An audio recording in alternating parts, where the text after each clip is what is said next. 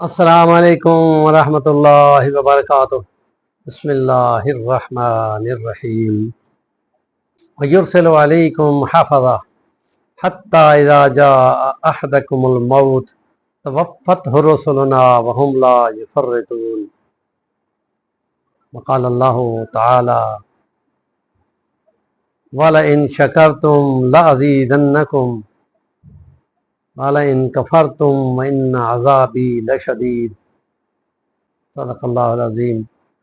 سیرت نبوی صلی اللہ علیہ وسلم اور ایمانیات کی بحث میں ایمان اور اللہ کی صفات، ایمان اور ملائکہ، ایمان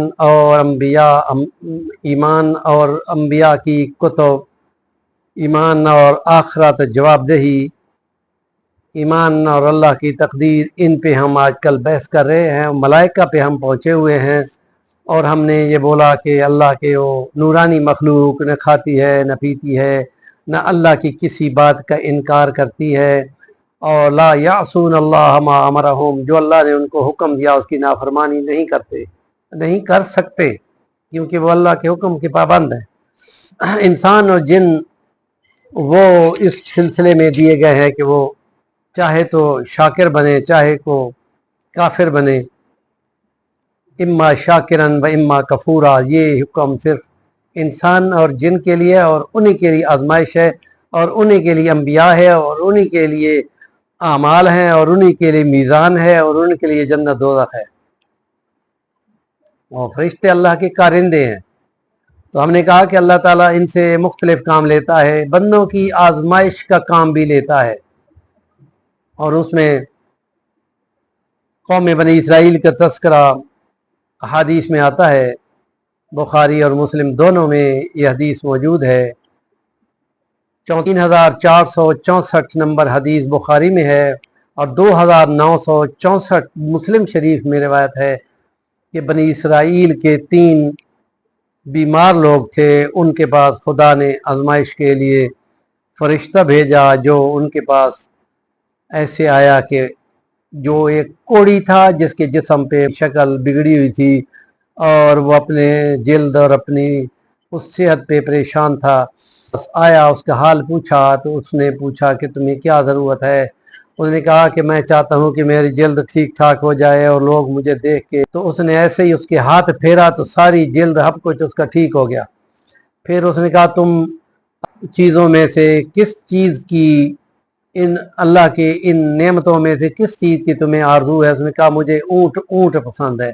اس نے انہیں ایک حاملہ اونٹنی دے دی جو کہ گنجا تھا، اور اس نے کہا کہ میرے اگر بال خوبصورت لگ جائیں تو لوگ مجھے دیکھیں، مجھ سے نفرت نہ کریں، اور اس کے لیے اس نے ہاتھ پھیرا تو اس کے بال ٹھیک ہو گئے، چہرہ اچھا بن گیا، اور پوچھا کہ اب تمہیں کون سے جانور پسند ہیں، کون سی چیز تمہیں پسند؟ اس نے کہا مجھے گائے پسند ہے۔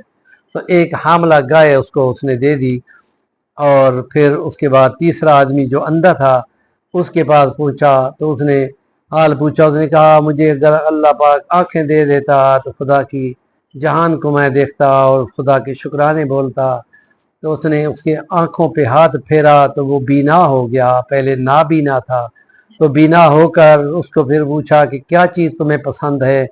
تو اس نے کہا مجھے بکریاں پسند ہیں۔ تو اس نے ایک حاملہ بکری دے دی، اور اس کے بعد وہ ان کے پاس سے چلا گیا، اور کئی سالوں کے بعد جب وہ واپس آیا تو آزمائش کی گھڑی ان پہ آ گئی، اور وہ ان کے پاس ایک مسافر، حیران پریشان مسافر بن کے آیا کہ میں نے بڑا دور سفر پہ جانا ہے، اور تم اللہ کا شکر کرو کہ تم پتہ نہیں کس حال میں تھے، اور پھر تمہاری خدا نے جلد ٹھیک ٹھاک کر دی تھی، اور تمہیں ایک اونٹنی ملی تھی، اور اب تمہاری پوری پہاڑوں کے درمیان پوری وادی اونٹوں سے بھری ہوئی ہے، مجھے صرف ایک اونٹ چاہیے تاکہ میں سفر کر سکوں۔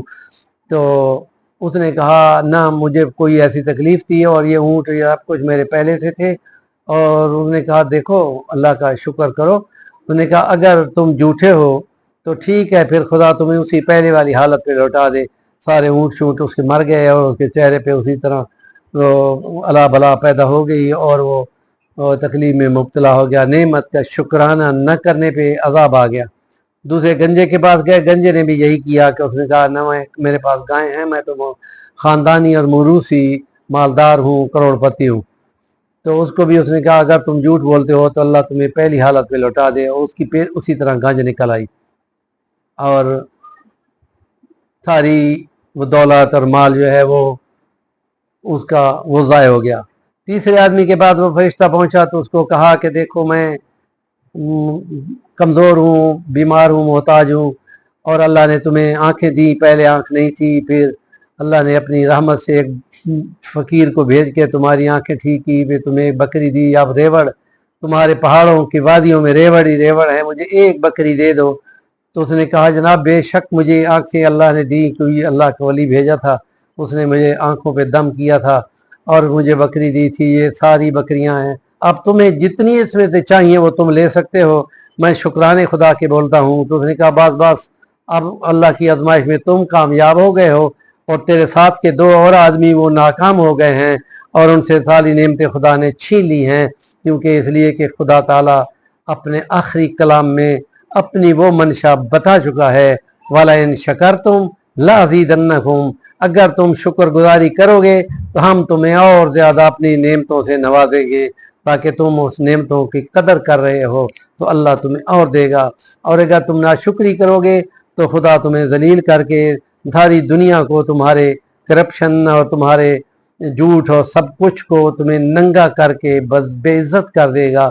और ये वो चीज़ है कि जो इस कलाम में और इस माहौल में पूरी आती है फरिश्तों पे ईमान के सिलसिले में, कि फरिश्ते अल्लाह की वो मखलूक है जो खुदा की बताई हुई मुख्तलिफ आजमाइशों के लिए इंसान के सामने आते रहते हैं। हमारे चैनल का नाम है सफ़ी अलवानी, ज़रूर सब्सक्राइब करें और कमेंट ज़रूर दिया करें।